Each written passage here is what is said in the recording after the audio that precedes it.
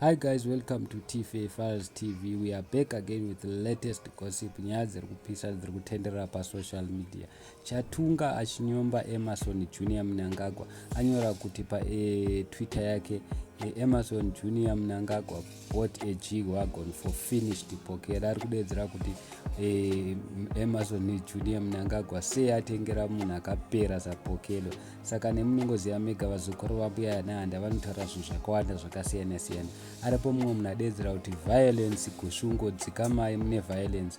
Mumwe munhu akati iwe ndiwo unotoda kugezwa neweti yechembere uone kupera kwemhuri yenyu, haichina mongo angove mabhonzo embwa. Mumwe munhu akati it's Grace who is finished, mai vako ndo vapera kwete pokello ari fresh and ari hot. Mumwe munhu akauya akati you should learn from your brother, he denied to pay $50 for a finished crepe.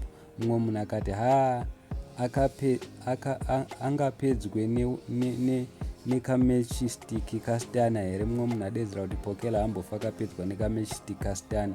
Mumwe munhu akauya akati musarwadziwe gushazi. Mumwe munhu akati kushungu havarwadziwe but vari kungotionesawo kuti let's register to vote. Mumwe munhu akauya akati pokello apera muZimbabwe mune a lot of tumabebi tudiki tune misana inenge maspring kwete zvapokello izvo. Mumwe munhu akauya akati chakapera chigaro chekumba kwenyu gushazi musazvikanganwe izvozvo. Mumwe munhu akati nekupera kwake ikoko inguva yake, panguva yenyu makaita zvaidarika izvi. Mumwe munhu akati izvi zvogara zvine ma-exclusives achireva Chatunga. Mumwe munhu akati she is hot to him, saka iwe dzikama. Mumwe munhu akati chokwadi chemahara. Mumwe munhu akati gushazi mufarisa. Mumwe munhu akati dzikama mufana wangu, nguva yenyu makaita zvingani zvinodarika izvi. Mumwe munhu akati Zimbabwe money spent on bottlers and escorts, ZANU-PF must go. Mumwe munhu akati mari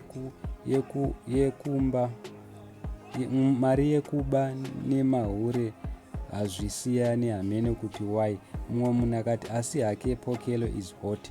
Mumwe munhu akati pokello is now like a morning after pill zvadhakwa. Mumwe munhu akati iwe baba vako vaitambisa mari yedu takambotaura here isusu. Mumwe munhu akati matokanganwa paye muchidira machampagne anodhura, mawachi anodhura. Yaivawo nguva yenyu, isu taingoona just like nhasi tichingoona, siyana nazvo. Mumwe munhu akati mudhara wako destroyed our country.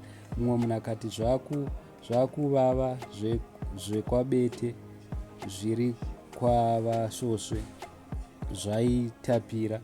Mumwe munhu akati the feeling you have right now is the same as we had pamaidira mashampagne parolex nemusikana wekuzorohwa nadoctor. Karma is alive.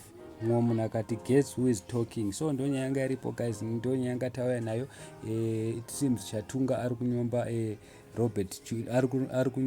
ari kunyomba Emerson Junior Munangagwa pamusoro pekuti sei atengera pokello wagon. Saka vanhu vataura zvinhu zvakawanda, vakadedzera kuti imimi pamaitawo zvenyu tati tichingotarisawo semaitariso atiri kungoita, saka newo rwadziwawo semarwadziwo ataitwa. So ndonyaya yanga tinayo guys. Thank you so much. Don't forget to subscribe to our channel. I'm out.